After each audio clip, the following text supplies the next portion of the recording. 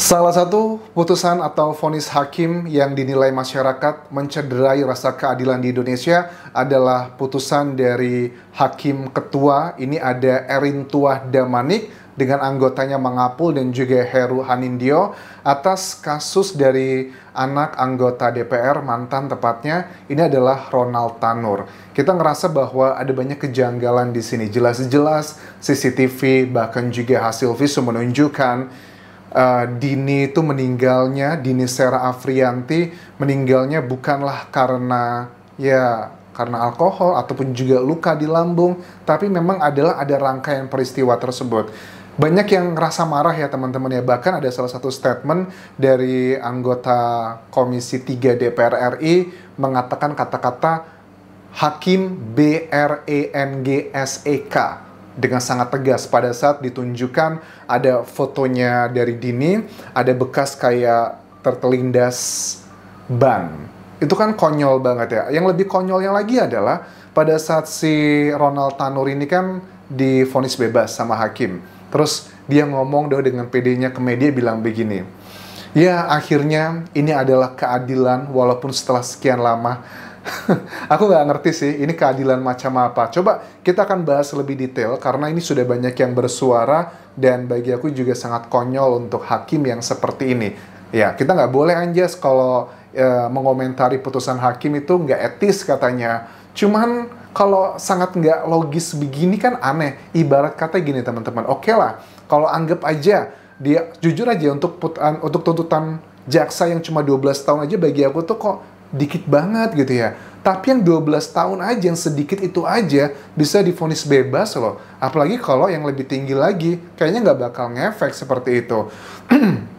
Jadi, kuasa hukumnya Dini, Dimas Yamahura Al-Farouk, itu memberikan beberapa point out ya, pointer-pointer kejanggalannya. Misalnya begini, pertimbangan hakim adalah satu, kenapa memberikan putusan bebas? Tidak ditemukan cukup bukti penganiayaan. Ini konyol banget, Masya Allah, dengan segala hormat para hakim ya, yang sudah juga kelihatan kesel di media massa gitu. Ada tayangan-tayangan ditanya sama wartawan udah marah-marah gitu.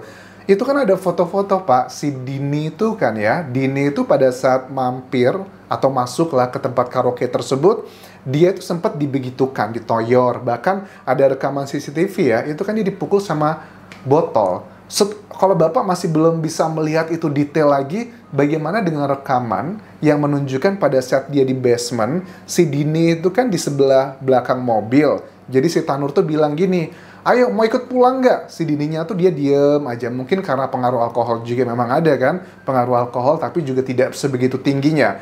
Si Ronald itu malah nelindas si Dini gitu. Dan pada saat sudah kejadian seperti itu pun si Ronald itu melakukan banyak drama teman-teman. Ternyata dia sempat direkam dulu sama si Ronald, kemudian dimasukin ke bagasi. Abis itu pada saat mereka pergi dari tempat karaokean tersebut, itu nggak dibawa ke rumah sakit, tapi dia pulang dulu ke apartemen yang mereka sewa di Surabaya tersebut. Di situ pun juga ada drama, dia diturunin dulu ke lobi. Abis itu dia naik mobil lagi mau ngambil barang-barangnya di kamar, karena itu adalah apartemen sewaan. Udah gitu balik lagi, dia itu dibawa ke rumah sakit, almarhumah Dini itu, gara-gara ada pengunjung dan juga pengurus di sana nganterin mereka memastikan ke rumah sakit yang jaraknya sekitar 5 menit. Pada saat Dini Sera Afrianti sampai di rumah sakit, itu dalam keadaan yang sudah tak bernafas lagi, dan perkiraan dokter itu meninggalnya terjadi sudah sekitar 30 atau 40 menit sebelumnya. Artinya pada saat dia ditelindas, dimasukin ke bagasi itu kayaknya udah nggak sadar lagi. Masa sih digitu hakimnya, salah satu pertimbangannya dikatakan dari Dimas Yamahura Al-Farouk, kuasa hukumnya, tidak ditemukan cukup bukti penganiayaan. Ya nggak ngerti sudut pandang apa ini. Jadi oke lah, saya tidak mau berkata-kata terlalu banyak, kalian bisa menilai sendiri. Yang kedua, dikatakan bahwa Dini itu menurut hakim meninggal karena alkohol dan sakit lambung. Betul, kita paham hal-hal ini memang bisa membuat seseorang itu meninggal. Tapi apakah mungkin bisa langsung meninggal tiba-tiba? Kalau penyebabnya karena jantung, kita ngerti ada serangan jantung langsung seperti itu. Tapi ini penyakit lambung gitu loh. Terus juga ada alkohol, dan kadarnya pun juga bukan kadar yang membuat toksik, racunan. Masih dalam batas yang ambang batas normal. Jadi ini adalah satu hal yang sangat konyol. Waktu Hakim Damanik diliput oleh sejumlah media, kan ditanyain sama wartawan, Pak, kalau terkait putusan hakim yang kasusnya Ronald itu gimana Pak? Dengan jalan dia ngebut bilangnya, oh, tanya ke humas, buktinya sudah ada dalam pertimbangan semuanya. Terus ditanya sama humasnya, katanya, tak boleh komentari putusan hakim, silahkan ajukan upaya hukum. Masya Allah gitu, muter aja prosedural. Menurut aku penting, prosedural itu adalah untuk menjaga agar putusan-putusan tersebut tidak terjadi subjektivitas yang tinggi. Tapi kalau sudah sangat jelas-jelas CCTV, ada luka-luka visum, bekas ban, masih ditanyakan muter seperti itu, terlalu mencederai logika berpikir masyarakat gak sih? Ini kita tuh geram banget sebenarnya, ngerasa ya keluarga dari korban kan juga sudah berbicara di channelnya Denny Sumargo ya.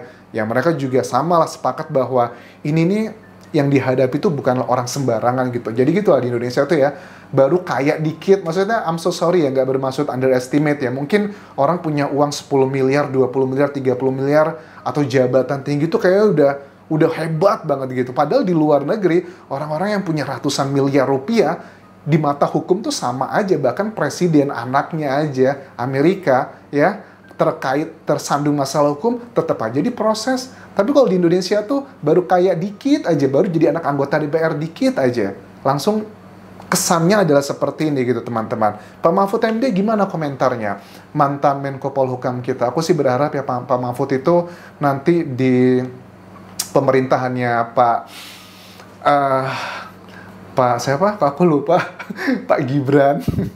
Ya, dan juga pemerintahan berikutnya ini nanti Pak Mahfud MD menjadi kembali gitu ya seorang Menko Polhukam, karena banyak hal-hal yang baik terjadi di masa-masa sebelumnya. Pak Mahfud MD bilang bahwa usulnya adalah begini, Mahkamah Agung harus turunkan bawasnya, badan pengawasnya.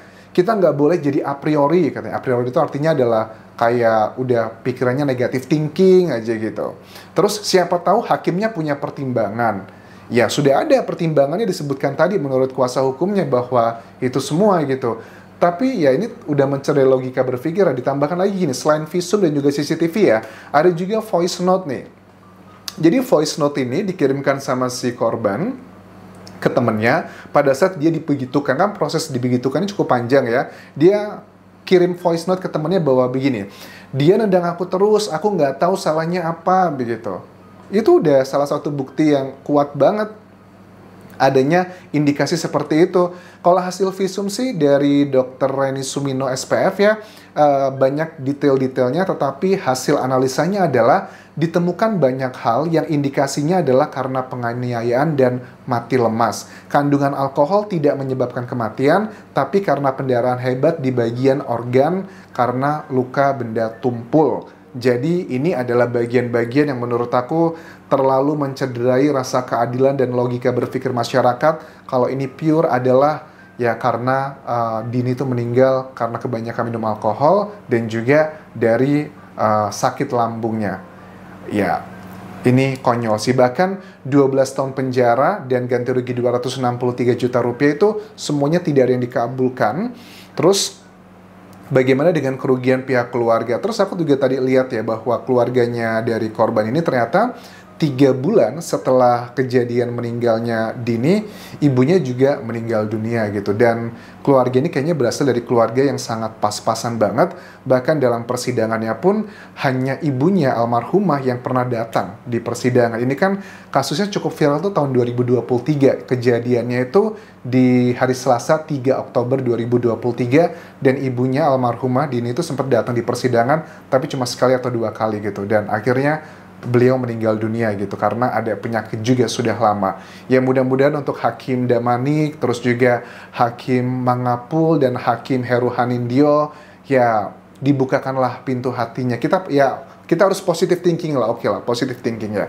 Walaupun agak sulit, kita pengen denger deh nanti dari Komisi Yudisial apa sih alasannya kok bisa bukti-bukti yang sebegitu banyaknya, yang sebegitu nyata, kok masih meyakinkan hakim bahwa siapa namanya ini, Gregorius Ronald Tanur divonis bebas dan tidak bersalah. Ada dugaan, kata kuasa hukum dari Dini, bahwa Gregorius Ronald Tanur ini mau kabur ke luar negeri, makanya dibebaskan.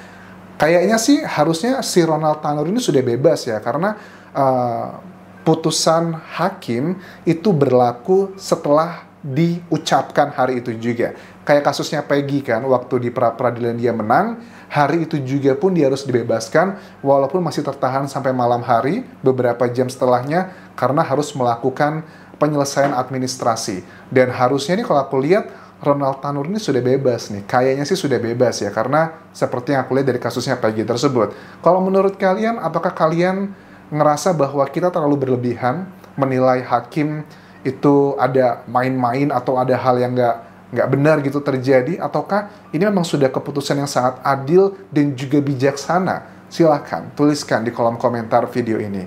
Sampai jumpa lagi di video berikutnya. Bye.